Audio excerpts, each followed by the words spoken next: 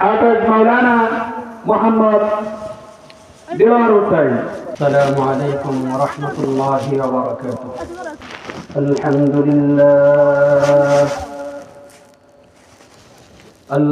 لله الذي جعل الشمس والقمر بحسبان والنجم والشجر يسجدان وفضل زمانا على زمان كما فضل مكانا على مكان وإنسانا على إنسان. ونشهد أن سيدنا ومولانا محمدا عبده ورسوله الذي أرسله الله تعالى بالحق بشيرا ونذيرا وداعيا إلى الله بإذنه وسراجا منيرا. أما بعد فأعوذ بالله من الشيطان الرجيم.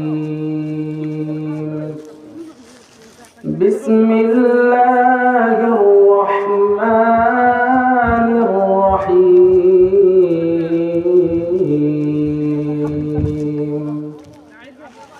ألف لام را. كتاب أنزلناه إليك لتخرج الناس من الظلمات إلى النور.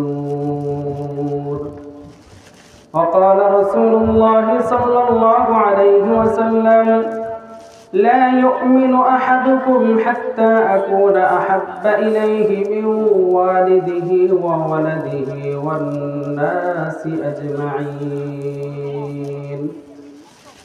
صدق الله مولانا العظيم وصدق رسوله النبي الأمي الكريم ونحن على ذلك لمن الشاهدين والشاكرين والحمد لله رب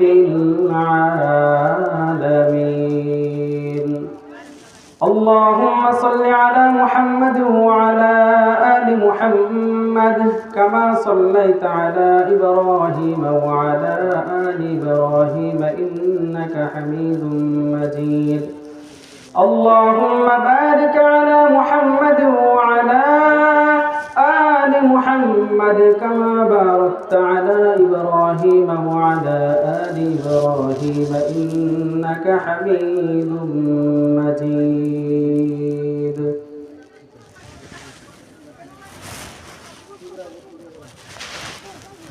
দুর্গাপুর পূর্বপাড়া জামে মসজিদের উদ্যোগে আয়োজিত তাফসীরুল কুরআন মাহফিলের সম্মানিত সভাপতি, প্রধান অতিথি, বিশেষ অতিথিবৃন্দ, দূর দূরান্ত থেকে আগত পর্দারন্তরালে অবস্থানরত শ্রদ্ধেয় সম্মানিত মা ও বোনেরা, আমি আপনাদের সামনে সূরাত ইব্রাহিমের প্রথম আয়াত কারিমা তেলাওয়াত করেছি। বিশ্বনবী, শেষ নবী, শ্রেষ্ঠ নবী, মহানবী, জিন্দা নবী সাল্লাল্লাহু আলাইহি ওয়াসাল্লামের অসংখ্য অগণিত হাদিস থেকে ছোট্ট একখানা হাদিসের টুকরা তেলাওয়াত করেছি। হাদিস ও আয়াতকে সামনে রেখে সংক্ষিপ্ত সময়ে আল্লাহ পাক রব্বুল আলামিন কিছু হিকমতপূর্ণ কথা বের করে দেয়। সকলে বলে আমিন। আসমান ও জমিনের মধ্যে শ্রেষ্ঠতম জায়গা হচ্ছে মসজিদ, আর সবচাইতে নিকৃষ্টতম জায়গা হচ্ছে বাজার। আজ আমরা একটি ইসলামিক মজলিসে বসার তৌফিক হয়েছেন, এই জন্য নিয়ামতের শুকর আদায়ের স্বার্থে রব্বে কারিমের শিখানো ভাষায় পড়ছি আলহামদুলিল্লাহ। তখন আমার মূল আলোচনার দিকে যাচ্ছি। আল্লাহ রাব্বুল আলামিন সূরা ইব্রাহিমের প্রথম নম্বর আয়াতে কারিমার মধ্যে বলেন আলিফ লাম রা কিতাবুন আনজালনাহু ইলাইকা লিতুখরিজান নাসা মিনাল যুলুমাতি ইলান নূর। আমি আল্লাহ রাব্বুল আলামিন দুনিয়াতে একটা কোরআন পাঠিয়েছি, কিতাব পাঠিয়েছি। এই কিতাবটাকে যদি তোমরা পরিবার, সমাজ এবং রাষ্ট্রের মধ্যে যথাযথ জায়গায় ব্যবহার করতে পারো, কোরআনটাকে, কোরআনের আইনগুলোকে বাস্তবায়িত করতে পারো, আমি আল্লাহ রাব্বুল আলামিন যুলমাত অন্ধকার থেকে তোমাদেরকে আলোর পথের দিকে নিয়ে যাব। সকলে বলেন সুবহানাল্লাহ। আজ আমরা কোরআনকে বানিয়েছি মক্তবে পড়ার কিতাব। আজ আমরা কোরআনকে বানিয়েছি কেউ বললে 40 দিনের জন্য কোরআন তেলাওয়াত হবে। আমরা কোরআনকে বানিয়েছি খতম করার জন্য কোরআন। আর কোরআন যে সামাজিকভাবে, পারিবারিকভাবে, রাষ্ট্রীয়ভাবে কোরআনের মধ্যে বিধান রয়েছে, আমরা এগুলো অনেকেই জানি না।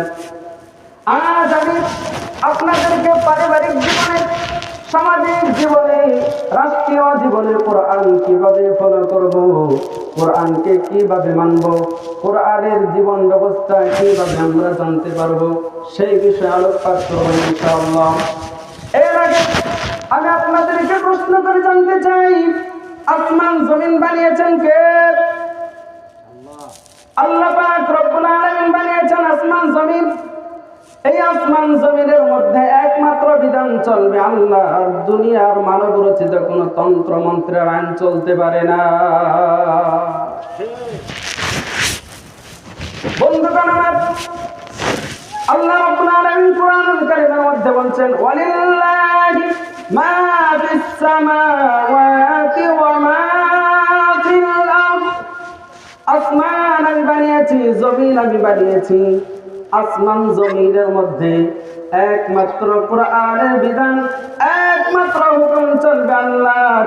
আল্লাহর বিধানের বাইরে কোন মানব রচিত তন্ত্র মন্ত্রের আইন আমরা মানতে পারি না। কথা বলেন ঠিক কিনা? বন্ধুগণ আমার, যে আয়াত আপনাদের সামনে তেলাওয়াত করেছি, এই আয়াতের মধ্যে 3টা পয়েন্ট রয়েছে। 1 নাম্বার পয়েন্ট হলো পারিবারিক জীবন, 2 নাম্বার পয়েন্ট হলো সামাজিক জীবন, 3 নাম্বার পয়েন্ট হলো রাষ্ট্রীয় জীবন। আমি আপনাদেরকে সামাজিক জীবনে কিভাবে কোরআনকে ফলো করবেন, আমি সেই দিকে সামনে আলোচনা করছি। গভীর মনোযোগ। আল্লাহ রাব্বুল আলামিন এই দুনিয়ার জমিনে বড় বড় পয়গম্বর পাঠিয়েছেন, বড় বড় নবী পাঠিয়েছেন। কাউকে একটা গ্রামের জন্য নবী বানিয়ে পাঠিয়েছেন, আবার কাউকে একটা প্রদেশের জন্য।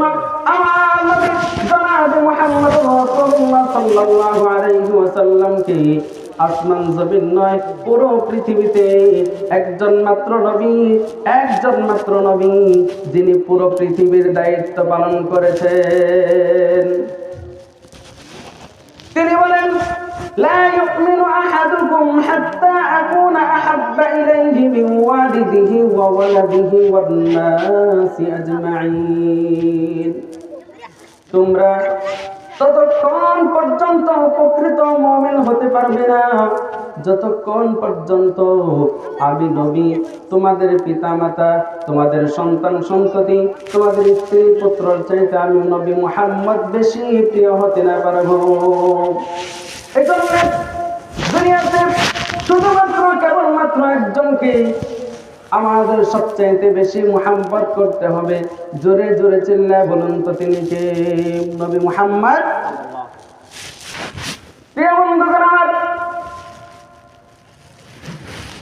খলিফাতুল মুসলিমিন হযরত ওমর ফারুক রাদিয়াল্লাহু তাআলা আনহু তিনি যখন গভর্নর হয়ে গেলেন, অর্ধজাহানের বাদশাহ হয়ে গেলেন, বাদশাহ হয়ে যাওয়ার পরে ওনার ঘাড়ের মধ্যে দায়িত্ব চলে আসলো। ওনার ঘাড়ের মধ্যে মানুষের খোঁজ নেওয়ার দায়িত্ব চলে আসলো। উনি মানুষের বাড়ি বাড়ি ঘুরে ঘুরে খোঁজ খবর নেন কার কি হালত।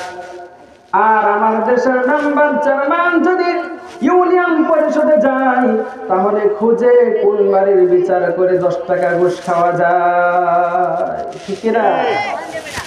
কথা বলতে হবে, ঠিক কিনা? বন্ধুগণ আমার, খলিফাতুল মুসলিমিন হযরত ওমর ফারুক রাদিয়াল্লাহু তাআলা আনহু অর্ধজাহানের বাদশা হয়ে গেলেন।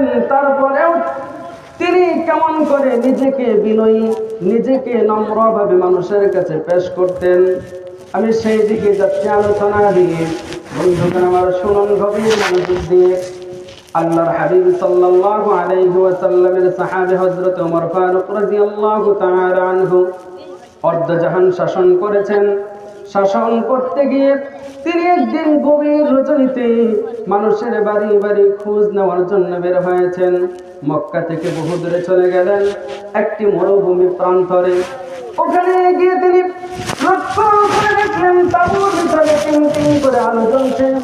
তিনি মনে মনে ভাবতে লাগলেন, এই গভীর রজনীতে টিম টিম করে আলো জ্বলতেছে, এই মরুভূমির মধ্যে কে ওই ঘরের মধ্যে দেখা দরকার। তিনি মানুষের খোঁজ নেওয়ার জন্য সামনের দিকে অগ্রসর হলেন। কিছু দূর যাওয়ার পরে তিনি শুনতে পেলেন ঘরের ভিতর থেকে আওয়াজ আসতেছে গানের। এবার হযরত ওমরের মাথা গরম, কি ব্যাপার? যে রাষ্ট্র আমি কোরআন দিয়ে চালাই, কোরআনের আইন দিয়ে রাষ্ট্র ব্যবস্থা চলে, কোরআনের আইন দিয়ে সমাজ ব্যবস্থা চলে, কোরআন দিয়ে আমি সমাজ গঠন করেছি, এই রাষ্ট্রের ভিতরে এত বড় দুঃসাহস কার হয়েছে গভীর রজনীতে গান বলে? আমার দেখা দরকার। হযরত ওমরের মাথা গরম হয়ে গেল। এবার হযরত ওমর চিন্তায় পড়ে গেলেন, কি করবেন, কি করবেন, কিভাবে গানবদ্ধ করা যায়। তিনি কোন রকম পন্থা অবলম্বন করতে না পেরে তিনি সরাসরি ঘরের দরওয়াজা ভেঙে ঘরের ভিতরে প্রবেশ করলেন। ঘরের ভিতরে প্রবেশ করার পর হযরত ওমর ফারুক রাদিয়াল্লাহু তাআলা আনহু দেখলেন ঘরের ভিতরে একটা যুবতী মেয়ে ঘরের মধ্যে বসে বসে একা একা গান করতেছে। এবার হযরত ওমর মেয়েকে ডাক দিয়ে বলছে, মেয়ে, এই গভীর রজনীতে তুমি কার কোলে মাথা রেখে গান বলতেছিলে? তুমি কি জানো না এই রাষ্ট্রের ভিতরে গান বলা নিষেধ? তুমি যে অন্যায় করেছ, এই অন্যায়ের জন্য যদি ওমরের দরবারে বিচার দেওয়া হয় তাহলে তোমার বিচার হবে। সামনে দাঁড়িয়ে আছে কি? হযরত ওমর। নিজের পরিচয় দিলেন না, অন্যায় করেছে তারপরেও নিজের পরিচয় দিলেন না। আর আমার দেশের চেয়ারম্যান মেম্বারের ঠেলায় অনেক মানুষ ঘরের ভিতরে শান্তিতে ঘুমাতে পারে না, ঠিক না? খলিফাতুল মুসলিমিন হযরত ওমর নম্র ভাষায় মেয়েকে জিজ্ঞাসা করলেন, এই গভীর রজনীতে তুমি কেন গান বলতেছিলে? এবার মেয়েটা বলছে, আপনি আমার ঘরের ভিতরে গভীর রজনীতে প্রবেশ করেছেন। আমি একটা যুবতী মেয়ে, আশেপাশে মানুষ যদি জানতে পারে সবাই দৌড়ায় আসবে, আপনাকেও পিঠাবে, আমাকেও পিঠাবে। আর আগামীকাল হযরত ওমরের দরবারে যদি বিচার দেওয়া হয়, আপনারও কল্লা থাকবে না, আমারও কল্লা থাকবে না। হযরত ওমর তরবারি বের করে দাঁড়িয়ে আছেন। মেয়েকে বলছেন, ও মেয়ে, আমি কিছু শুনতে চাই না, আমি কিছু জানতে চাই না। আমি বলেছি তুমি কার উরুতে মাথা রেখে গান বলতেছিলে গভীর রজনীতে? আমার জানার দরকার সেই যুবকটা কোথায় লুকিয়ে আছে। মেয়েটা করজোরে বললেন, আমার ঘরের ভিতরে কোনো যুবক নাই, আপনি কেবলমাত্র ঢুকেছেন, আপনি আর আমি ছাড়া তৃতীয় কোনো ব্যক্তি ঘরের ভিতরে নাই। হযরত ওমর অনেকবার বলার পরে এবার মেয়েটা বলছে, আপনি আমার ঘরের ভিতরে গভীর রজনীতে প্রবেশ করেছেন, আপনি অন্যায় করেছেন, আমি গান করে কেবলমাত্র একটা আইন, কোরআনের একটা আয়াতের হুকুমকে লঙ্ঘন করেছি, আর আপনি আমার ঘরের ভিতরে গভীর রজনীতে ঢুকে চারটা অপরাধ করেছেন। এবার হযরত ওমর মেয়েকে উদ্দেশ্য করে বলছে, আমি কি অন্যায় করেছেন, তুমি কি অন্যায় করেছো, কমপ্লিট বলতে হবে। এবার মেয়েটা সূরাতুল লুকমানের 6 নম্বর আয়াতে কারিমা তেলাওয়াত করলেন, ওয়া মিনান নাসি মান ইয়াশতারি লাহওয়াল হাদীথি লিয়ুদিল্লা আন সাবিলিল্লাহি বিগাইরি ইলমিন ওয়া ইয়াত্তাখিযাহা হুজওয়া উলাইকা লাহুম আযাবুম মুহিন। আল্লাহ রাব্বুল আলামিন এই আয়াতের মধ্যে বলছেন, যারা অন্যায়ভাবে খারাপ শব্দ দ্বারা, গানের দ্বারা, বাদ্যযন্ত্রের দ্বারা মানুষের চরিত্র খারাপ করার জন্য যারা মানুষকে ডাকে, যারা অন্যায়ের পথের দিকে ডাকে, যারা গানের দিকে মানুষকে ডাকে, আমি আল্লাহ রাব্বুল আলামিন তাদের জন্য কাল কিয়ামতের ময়দানে শাস্তি রেখে দিয়েছি। প্রিয় বন্ধুগণ আমার, এই আয়াতের দ্বারা আল্লাহ রাব্বুল আলামিন সমস্ত গানকে নিষিদ্ধ করেছেন। টিভির গান, সিডির গান, যুবক যুবতীর গান, আল্লাহ রাব্বুল আলামিন সমস্ত গানকে আল্লাহ রাব্বুল আলামিন নিষিদ্ধ করেছেন। আর আমার দেশের অনেক মসজিদ মাদ্রাসার সভাপতি গানের মজলিসেও সভাপতির আসনে বসেন, ঠিক কিনা? এই সমস্ত সভাপতি আর সেক্রেটারির কারণে মসজিদের মধ্যে মানুষ সত্য কথাগুলো বলতে পারে না, মাদ্রাসার মধ্যে সত্যগুলো বলা যায় না। আল্লাহ পাক রব্বুল আলামিন আমাদের দেশের সকল সভাপতি এবং সেক্রেটারি, সমাজের গণ্যমান্য সকল মানুষকে আল্লাহ পাক রব্বুল আলামিন এই সঠিক কথাগুলো বোঝার তৌফিক দান করে। সকলে চিল্লায় বলেন আমিন। আবার মেয়েটা বলছেন, আপনি গভীর রজনীতে আপনি আমার ঘরের ভিতরে প্রবেশ করেছেন, আমি শুধুমাত্র কেবলমাত্র একটা আয়াতের হুকুমকে লঙ্ঘন করেছি, আর আপনি আমার ঘরের ভিতরে প্রবেশ করে চারটা হুকুম লঙ্ঘন করেছেন। আমার মন বলতেছে, আগামীকাল যখন আমি ওমরের দরবারে আপনার নামে নালিশ দিব, আপনার কল্লা দিয়ে বাড়িতে ফেরা সম্ভব হবে না। আবার হযরত ওমর বলছে, বোন আমার, আমি কি অন্যায় করেছি, তুমি কি আমার অন্যায়গুলো ধরিয়ে দিবে, আমার ভুলগুলো ধরিয়ে দিবে? ও ভাইয়েরা আমার, এখান থেকে একটা শিক্ষা গ্রহণ করতে হবে। আমাদের সমাজে অনেক মানুষ আছে, নিজেরা মানুষের উপরে জুলুম করে, অন্যায় করে, বিচার করে, কিন্তু নিজের ভিতরে কোনো অনুতপ্ত নাই, অনুশোচনা নাই। 17টা বছর মানুষকে জানিয়েছে, মানুষকে আয়না ঘরের ভিতরে বন্দী করেছে, এখন পর্যন্ত তাদের ভিতরে কোনো নমনীয়তা নাই, বরং আমাদের শান্তিপ্রিয় দেশের ভিতরে দাঙ্গা বাজাবার জন্য বিভিন্ন সময় চেষ্টা করে যাচ্ছে, ঠিক কিনা? হযরত ওমর নমনীয় হয়ে বোনের কাছে জিজ্ঞাসা করতে লাগলেন, বোন আমার, তুমি যে অন্যায় করেছো, কোরআন থেকে দলিল দিয়েছো, আমি কি অন্যায় করেছি, তুমি কি বলবে? আবার মেয়েটা বলছেন, আল্লাহ রাব্বুল আলামিন কুরআনুল কারীমের সূরাতুল বাকারা এর 189 নম্বর আয়াতে কারিমার মধ্যে বলছেন, ইয়াসআলুনাকা আনিল আহিল্লা কুল হিয়া মাওয়াকিতু লিন-নাসি ওয়াল হাজ্জি ওয়া লাইসাল বিররু বিআন তা'তুল বুয়ুতা মিন যুহুরিহা ওয়ালাকিন্নাল বিররা মান ইত্তাকা البيوت من أبوابها واتقوا الله لعلكم تفلحون এখান থেকে একটা শিক্ষা গ্রহণ করতে হবে আমাদের। আল্লাহ রাব্বুল আলামিন কোরআনটাকে বিভিন্ন সময় বিভিন্ন ঘটনাকে কেন্দ্র করে নাজিল করেছেন। এই আয়াত যখন নাজিল হয়, হযরত মুআয ইবনে জাবাল রাদিয়াল্লাহু তাআলা আনহু হুজুর পাক সাল্লাল্লাহু আলাইহি ওয়াসাল্লামের দরবারে উপস্থিত হয়ে নবীজিকে জিজ্ঞাসা করলেন, ইয়া রাসূলুল্লাহ, ইয়া হাবিবাল্লাহ, ও আল্লাহর নবী, ওই যে আসমানে উদিত হওয়া চাঁদ মাসের শুরুর দিকে যখন আসমানে উদ্ভাসিত হয়, তখন ওই চাঁদটাকে কাচের ন্যায় চিকন দেখা যায়। এটা পূর্ণাঙ্গ রূপ ধারণ করে 15 দিনের মাথায়, আবার 15 দিনের মাথায় এটা বিলীন হয়ে যায়। একটা দিন এমন হয়ে যায় বড় কালো অমাবস্যার রাত নেমে আসে।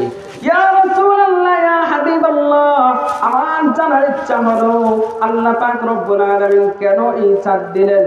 তখন আল্লাহ রব্বুল আলামিন আয়াত নাযিল করে জানায় দিলেন, ইয়া রাসূলুল্লাহ, ইয়া হাবিবাল্লাহ, আপনি আপনার উম্মতদেরকে বলে দিন, আমি আল্লাহ পাক রব্বুল আলামিন এই আসমানের মধ্যে যে চাঁদ দিয়েছি, ওই চাঁদ তোমরা যেন, ওই চাঁদের দ্বারা তোমরা যেন দিন ঘন্টা মাস গণনা করে করে তোমরা যেন হজের মাস খুঁজে বের করতে পারেন। সকলে বলেন সুবহানাল্লাহ। তাহলে আমরা এই আয়াতের ঘটনা জানতে পারলাম কেন আল্লাহ পাক রব্বুল আলামিন নাযিল করলেন। আমরা জানতে পারলাম এই আয়াতের প্রথম অংশে আল্লাহ পাক রব্বুল আলামিন আমাদেরকে হজের মাস নির্ধারণ করার জন্য এই আয়াত নাযিল করলেন। এই আয়াতের দ্বিতীয় অংশের মধ্যে আল্লাহ রাব্বুল আলামিন বলেন, তোমরা যদি কোনো প্রয়োজনে মানুষের বাড়িতে যাওয়ার প্রয়োজন হয়, কারো ঘরের ভিতরে ঢোকার প্রয়োজন হয়, মানুষ মানুষের বাড়িতে যাওয়ার প্রয়োজন হতে পারে, মানুষ মানুষের বাড়িতে যাওয়ার দরকার হতে পারে, আল্লাহ রাব্বুল আলামিন জানেন। এই জন্য সুন্দর জীবন ব্যবস্থা আমাদের জন্য গাইডলাইন দিয়ে দিলেন, কিভাবে আমরা মানুষের বাড়ির ভিতরে প্রবেশ করব, আমরা কিভাবে একজন আরেকজনের বাড়িতে প্রবেশ করব। আল্লাহ রাব্বুল আলামিন এই আয়াতের দ্বিতীয় অংশের মধ্যে বলে দিয়েছেন, ও আমার গোলামেরা শোনো, আমি আল্লাহ পাক রব্বুল আলামিন তোমাদের জন্য জীবন ব্যবস্থা দিয়ে দিলাম। তোমরা যদি কারো বাড়িতে যাওয়ার প্রয়োজন হয়, তাহলে তোমরা মানুষের বাড়ির সামন দরজা দিয়ে ঘরের ভিতরে প্রবেশ করবে, অন্যথায় কোনোভাবে তোমরা ঘরের ভিতরে প্রবেশ করবে না। তোমরা চোরের মতো, বদমাইশের মতো, দুশ্চরিত্র মানুষদের মতো তোমরা মানুষের বাড়ির ভিতরে প্রবেশ করবে না। বরং তোমাদের প্রয়োজনে যদি কারো বাড়িতে যেতে হয়, বরং তোমরা যদি কারো বাড়িতে যাওয়ার দরকার হয়, তাহলে তোমরা সামন দরজা দিয়ে মানুষের বাড়ির ভিতরে প্রবেশ করবে। চোরের মতো, বদমাইশের মতো, দুশ্চরিত্র মানুষদের নেই, তোমরা খারাপ মানুষদের নেই, মানুষের ঘর ভেঙে হিং খুদে মানুষের ঘরের ভিতরে প্রবেশ করবে না।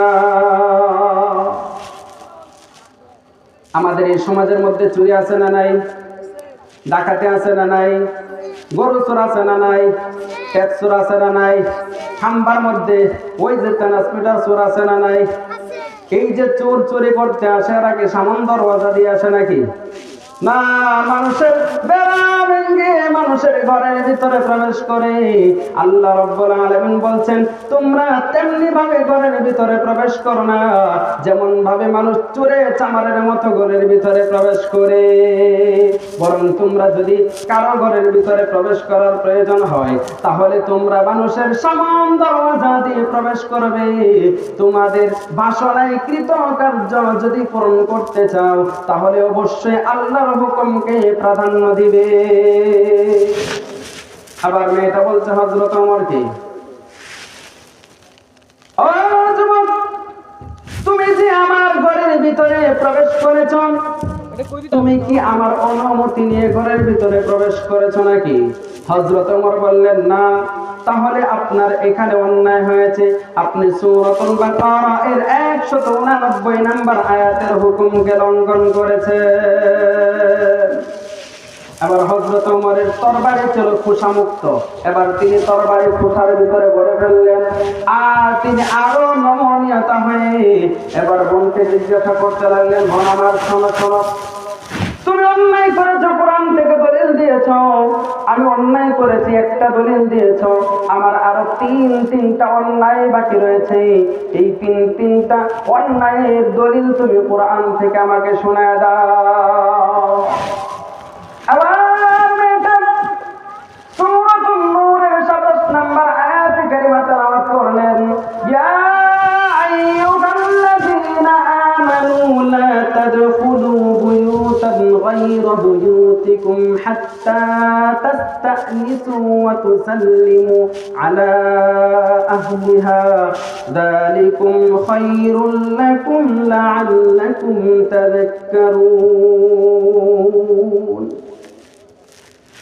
আল্লাহ রাব্বুল আলামিন সূরাতুন নূরের 27 নম্বর আয়াতে কারিমা নাযিল করে জানিয়ে দিলেন, ও আমার গোলামেরা শোনো, তোমরা যদি মানুষের বাড়িতে যাওয়ার প্রয়োজন হয়, কারোর সাথে কথা বলার প্রয়োজন হয়, কোনো দরকারে যদি কারো বাড়িতে যেতে হয়, তাহলে তোমরা মানুষের কাছে অনুমতি নিয়ে ঘরের ভিতরে প্রবেশ করবে।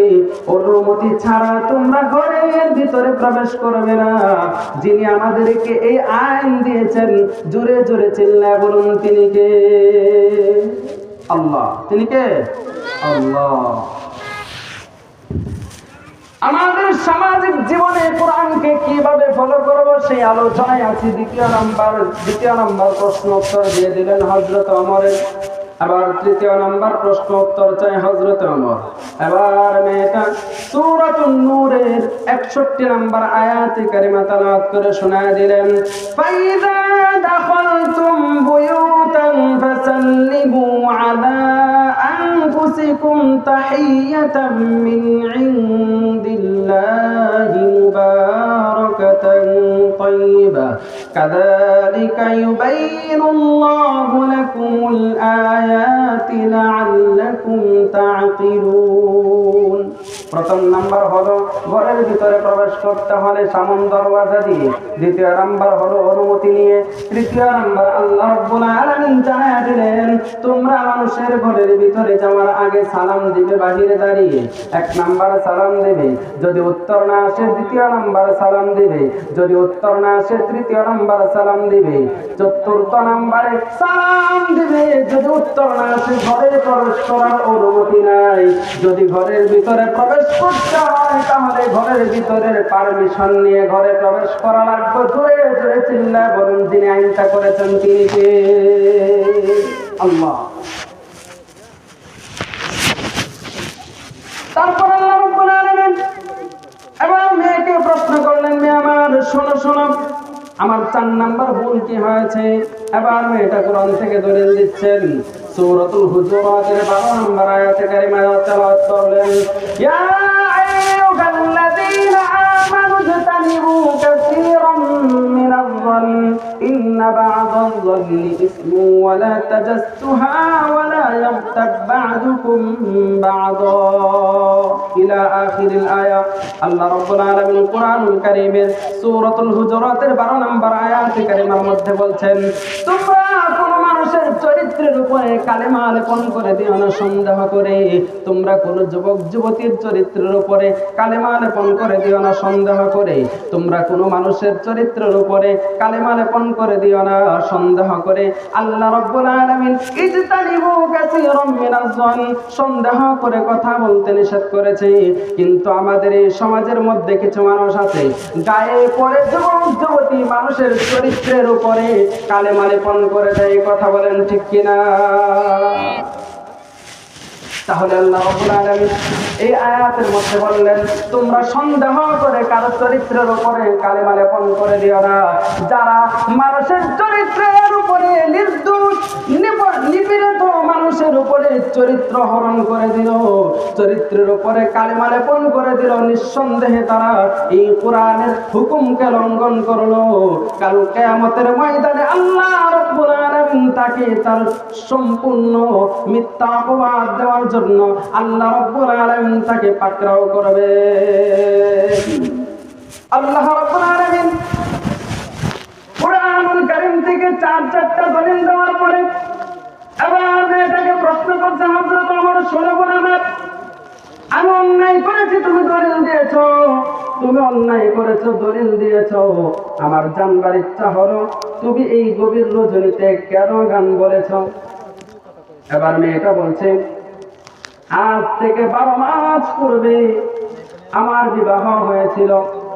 আমার পরিচয় হলো আমি একজন প্রসিদ্ধ সাহাবীর স্ত্রী। আল্লাহ পাক রব্বুল আলামিন আমাকে 30 পারা কোরআনের হাফেজা বানিয়েছেন। সকলে বলেন সুবহানাল্লাহ। সাদ বিন আব্দুল্লাহ, আল্লাহ পাক রব্বুল আলামিন তার সাথে আমার বিবাহ বন্ধনে আবদ্ধ হয়ে গেলাম। আমাদের বিবাহ হয়ে গেল, কালেমা পড়ে ফেললাম। কালেমা পড়ার পরে এবার হযরত ওমরের দরবার থেকে একটা চিঠি আসলো আমার স্বামীর হাতে।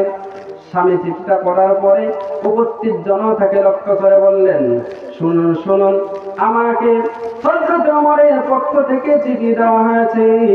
আমি যেন যুদ্ধের সেনাপতি হয়ে যুদ্ধের মধ্যে যাবে করি এবং যুদ্ধের সেনাপতির দায়িত্ব পালন করি। উপস্থিত জনতারা বললেন, উপস্থিত সাহাবীরা বললেন, ও সাদ, শোনো শোনো, তোমাকে যে চিঠি দেওয়া হয়েছে এই চিঠি তো আল্লাহর পক্ষ থেকে কোনো ওহী নয়, আল্লাহর পক্ষ থেকে কোনো দেওয়া বিধান নয়। তখন সাদ বিন আব্দুল্লাহ উপস্থিত সাহাবীদেরকে লক্ষ্য করে শুনলে, লক্ষ্য করে বলে দিলেন, সূরাতুন নিসা এর 59 নম্বর আয়াতে কারিমা তেলাওয়াত করে বলে দিলেন, ইয়া আইয়ুহাল্লাযীনা আমানু আতিউল্লাহ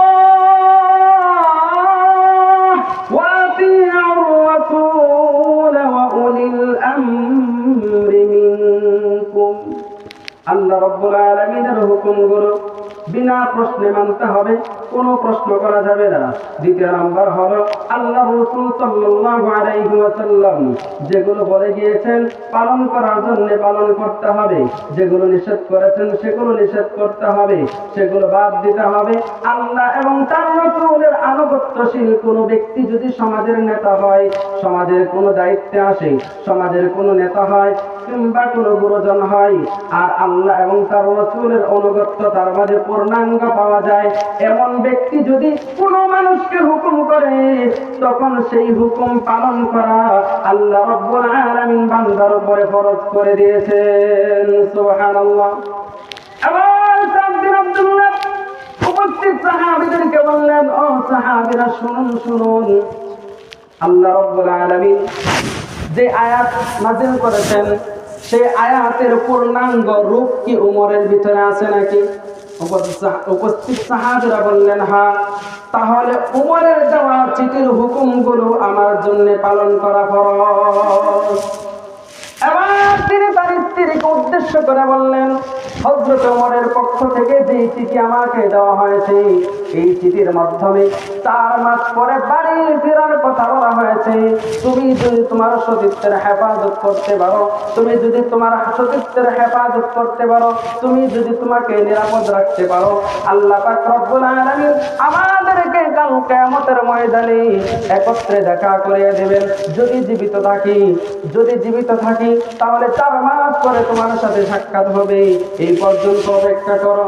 এই কথা বলে আমার স্বামী যুদ্ধের ময়দানে চলে গেল। 4 মাস পরে আবার একটা চিঠি আসলো হযরত ওমরের পক্ষ থেকে, আমার স্বামীকে দ্বিতীয় যুদ্ধের সেনাপতি বানিয়ে পাঠিয়ে দেওয়া হলো।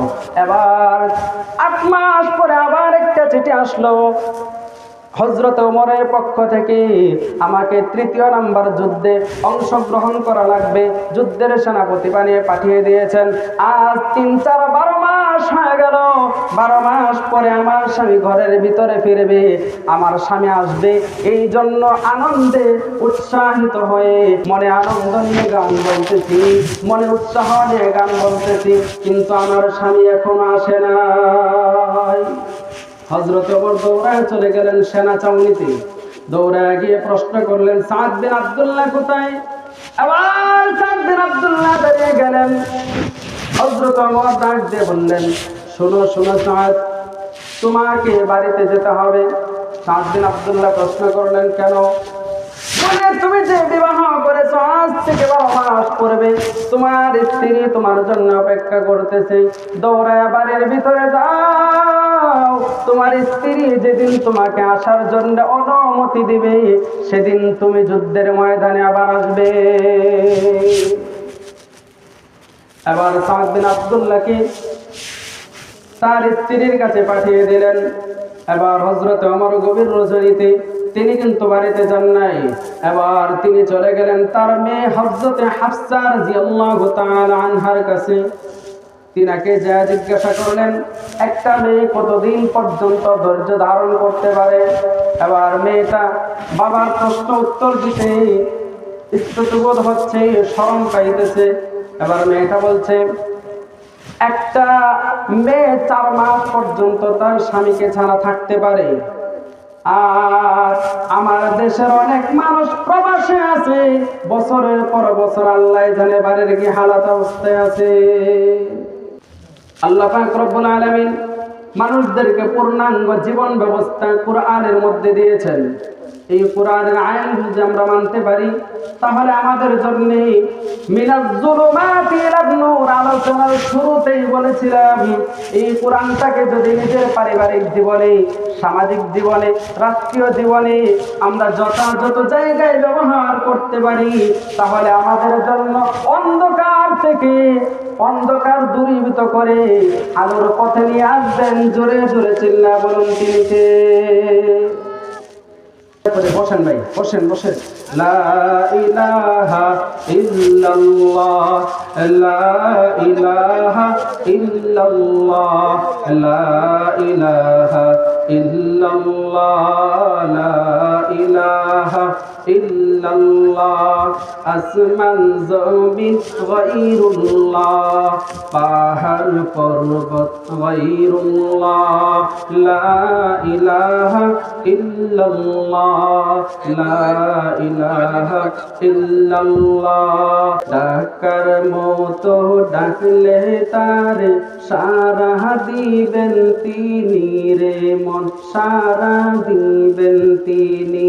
লা ইলাহা ইল্লাল্লাহ, লা ইলাহা ইল্লাল্লাহ, লা ইলাহা ইল্লাল্লাহ মুহাম্মাদুর রাসূলুল্লাহ সাল্লাল্লাহু। প্রিয় বন্ধুগণ, আমার বলতেছিলাম কোরআনের জীবন ব্যবস্থা যদি আমরা সুন্দরভাবে চালাইতে পারি, কোরআনটাকে ফলো করতে পারি, তাহলে আল্লাহ পাক রব্বুল আলামিন আমাদেরকে কিভাবে সম্মান দেবেন শুনুন। মান ক্বারাআল কুরআন ফাস্তাযহারাহু ফাআহাল্লা হালালাহু ওয়া হাররামা হারামাহু ওয়া আদখালাহু আল্লাহুল জান্নাহ ওয়া শাফা'আহু ফি 'ashraতিন মিন আহলি বাইতিহি কুল্লুহুম ক্বাদ ওয়াজাবাত লাহুন নার। আল্লাহর হাবিব সাল্লাল্লাহু আলাইহি ওয়াসাল্লাম বলে দিয়েছেন, যারা কোরআনটাকে পড়লো, কোরআনের হাফেজ হলো, কোরআনের সম্মান, কোরআনের ইতাআত করলো, কোরআনের হালালকে হালাল জানলো, হারামকে হারাম জানলো, নিজের জীবনে আমল করলো, নিজে আমল করলো, পরিবারকে আমল করালো, এমন ব্যক্তি যদি হয়, আমি আল্লাহ পাক রব্বুল আলামিনের কাছে দোয়া করেছি, যারা কোরআনের হাফেজ হয়েছে, হালালকে হালাল ভাবে নিজের জীবনে বাস্তবায়িত করেছে, হালালকে হালাল ভাবে নিজের জীবনে আমল করেছে, নিজে আমল করেছে, অন্যকে আমল করার জন্য উৎসাহিত করেছে, ওই ব্যক্তিটা মরতে দেরি হবে, আল্লাহ পাক রব্বুল আলামিন তার কবরটাকে জান্নাতের বাগান বানায় দিবে। সবাই বলেন সুবহানাল্লাহ। আমার বন্ধুগণ, একজন হাফেজে কোরআনের সম্মান কিছু আকারে শেষ হয়ে যায় নাই।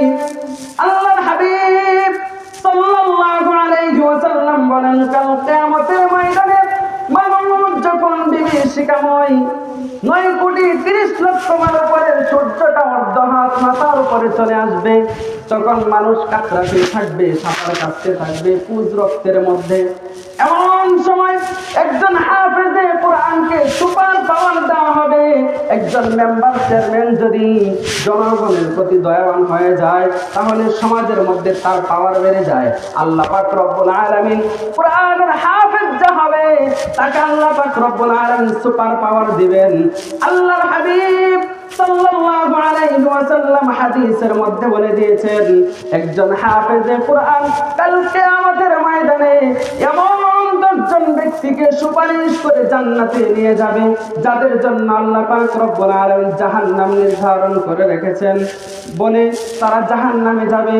এমন তো অবস্থায় হাফেজে কোরআন তাদের জন্য সুপারিশ করবে। আল্লাহ পাক রব্বুল আলামিন সুপারিশ কবুল করে পরিবারের 10 জন ব্যক্তিকে নিয়ে আল্লাহ তৈরি জান্নাতের মধ্যে চলে যাবে। সকলে বলেন সুবহানাল্লাহ। এখানেই কিন্তু শেষ হয়ে যায় না হাফেজে কোরআনের মর্যাদা। বাইরে আমার শুনুন, আল্লাহর হাবিব সাল্লাল্লাহু আলাইহি ওয়াসাল্লাম বলেন, একজন হাফেজে কোরআনের প্রথম সম্মান হলো তিনি 10 জনকে জান্নাতে নিয়ে যাবে। এখন হাফেজে কোরআনের পিতামাতার সম্মান কি হবে? আল্লাহর হাবিব সাল্লাল্লাহু আলাইহি ওয়াসাল্লাম হাদিসের মধ্যে বলে দিয়েছেন, 9,30,00,000 মাইল উপরে সূর্যটা যখন চৈত্র মাসে ওঠে তখন মানুষের ঘাম চলে আসে, তখন মানুষ পিপাসার্ত হয়ে যায়, গাছের নিচে চলে যায় ছায়া পাওয়ার জন্য, মানুষ চলে যায় পানি খাওয়ার জন্য। বলে অমাবস্যার রাত যখন আসে তখন মানুষ বেশি কাপড় পরে শরীর গরম হওয়ার জন্য। বলে অমাবস্যার রাতের মধ্যে ওই হাফেজে কোরআনের পিতামাতাকে বসানোর পরে তাদেরকে এমন একটা সম্মানের টুপি পরানো হবে। আল্লাহর হাবিব সাল্লাল্লাহু আলাইহি ওয়াসাল্লাম হাদিসের মধ্যে বলে দিয়েছেন, ওই হাফেজে কোরআনের পিতামাতার সম্মান হবে কাল কিয়ামতের ময়দানে। অমাবস্যার রাতের নেই অন্ধকারের মধ্যে যখন বসে থাকবে তাদেরকে এক একটা টুপি পরানো হবে। আল্লাহর হাবিব সাল্লাল্লাহু আলাইহি ওয়াসাল্লাম বলেন, ওই টুপির আলোতে পুরো পৃথিবীটা আলোকময় হয়ে যাবে। সকলেই বলেন সুবহানাল্লাহ। হাফেজে কোরআনের প্রথম সম্মান হলো 10 জনকে জান্নাতে নিয়ে যাবে। দ্বিতীয় নাম্বার সম্মান হলো পিতামাতাকে নূরের টুপি পরাবে। এবার তৃতীয় নাম্বার সেক্টর, তৃতীয় নাম্বার হলো একজন হাফেজে কোরআন যখন মাদ্রাসায় পড়াকালীন অবস্থায় টাকা ছিল না, পয়সা ছিল না, মানুষের বাড়ির টাকা দিয়ে চলতে হয়েছে, কোরআন শিখতে গিয়ে মানুষের সহযোগিতার ধারকন্ত হতে হয়েছে। এমন সময় আল্লাহর হাবিব সাল্লাল্লাহু আলাইহি ওয়াসাল্লাম বলেন, জান্নাতীরা জান্নাতে চলে যাবে, জাহান্নামীরা সিরিয়ালে জাহান্নামের দিকে ঢুকবে। এমন সময় আল্লাহর হাবিব সাল্লাল্লাহু আলাইহি ওয়াসাল্লাম বলেন, জাহান্নামীরা ওই হাফেজে কোরআনের দিকে তাকাবে, একজন আলেমের দিকে তাকাবে, আর তাকানোর পরে সালাম দিয়ে বলবে, তুমি কি অমুক মাদ্রাসায় পড়তে না? তুমি কি ওই মাদ্রাসার তালিবে আলেম ছিলে না? তোমাকে কি আমি সহযোগিতা করি নাই? তোমাকে যে আমি সহযোগিতা করেছিলাম তোমার কি মনে আছে নাকি? এবার সেই আলেম বলবে, হ্যাঁ আমার মনে আছে। এ কথা বলার সাথে সাথে আলেমের সম্মান পাওয়ার বেড়ে যাবে। কেমনে বেড়ে যাবে? ওই জাহান্নাম ব্যক্তিটা বলবে, আমি যে তোমাকে সহযোগিতা করেছিলাম, আজ তুমি আমাকে জান্নাতে না নিয়ে এখান থেকে লড়তে পারবে না। এবার ওই হাফেজে কোরআন আল্লাহর দিকে ডাক দিয়ে বলবে, আল্লাহ, মাদ্রাসায় পড়াকালীন অবস্থায় আমার টাকা ছিল না, গরিবের সন্তান ছিলাম, মাদ্রাসায় পড়তে গিয়ে মানুষের সহযোগিতার হাত পাততে হয়েছে, মানুষ আমাকে সহযোগিতা করেছে। ও আল্লাহ, আজ এই বান্দা আমার দিকে তাকিয়ে আছে, আপনি আমাকে সুপার পাওয়ার দিয়েছেন, 10 জনকে তো নিয়েছি, আরো সাথে করে তাকেও নিতে চাই। আল্লাহ রাব্বুল আলামিন বলবেন, বান্দারে, তোর দিকে তাকায় আমার বড় মায়া লেগেছে, এবার তুই যাকে ইচ্ছা তাকে বাছাই করে জান্নাতে নিয়ে যা।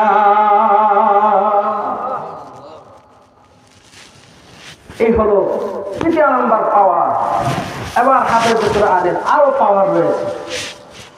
এই মানব বৎসের মধ্যে একজন ডাকাত ছিলেন, কুখ্যাত ডাকাত, জীবনে কোনোদিন ভালো আমল করে নাই, জীবনে কোনোদিন ভালো আমল করতে পারে নাই, বিবাহ করেছে, যৌবন মানুষ, যুবককাল বিবাহ করেছে, সন্তান গর্ভে আসলো স্ত্রীর, ইতিমধ্যে কিছুদিন পরে দুনিয়ার জমিন থেকে চলে গেল। তার একজন বন্ধু ছিল ঠিক আল্লাহওয়ালা। ওই ডাকাত যেদিকে মৃত্যুবরণ করেছে, মৃত্যুবরণ করার পরে তিনি তার বন্ধুকে স্বপ্নে দেখালেন কবরের মধ্যে বিশাল আযাবের মধ্যে পড়ে আছে। এবার পেটের ভিতরে সন্তান ছিল, গর্ভে সন্তান ছিল, সন্তানতে আসলো, ধীরে ধীরে বড় হতে লাগলো। এবার মা মানুষের বাড়ি কাজ করে করে করে করে সন্তানকে মাদ্রাসায় পড়াবার জন্য ভর্তি করলো। এবার সন্তানটা যখন মাদ্রাসায় ভর্তি হয়ে পড়লো, সন্তান মাদ্রাসায় যাওয়ার পরে যখন তার উস্তাদ বলল বিসমিল্লাহির রহমানির রহিম, এই বিসমিল্লাহির রহমানির রহিম বলার সাথে সাথে আল্লাহ পাক রব্বুল আলামিন এই ডাকাতের কবরের আযাবকে মাফ করে দিয়েছেন। বলেন সুবহানাল্লাহ। কেমন করে জানলাম? ওই যে আল্লাহওয়ালা বন্ধু স্বপ্নের মধ্যে দেখেছেন তার ছেলে যখন বিসমিল্লাহ পড়লো, বিসমিল্লাহ পড়ার সাথে সাথে আল্লাহ পাক রব্বুল আলামিন ওই ডাকাতের কবরের সমস্ত আযাব বন্ধ করে দিয়ে তার কবরটাকে জান্নাতের বাগান বানায় দিলেন। বলেন সুবহানাল্লাহ। আল্লাহ হাবিব সাল্লাল্লাহু আলাইহি ওয়াসাল্লাম এই কোরআনের মর্যাদা কি? 5 নাম্বার পয়েন্ট। 4 নাম্বার পয়েন্ট হলো জান্নাতি বানায় দিয়েছে সন্তানের জন্য। 5 নাম্বার পয়েন্ট হলো আলিফ লাম মিম।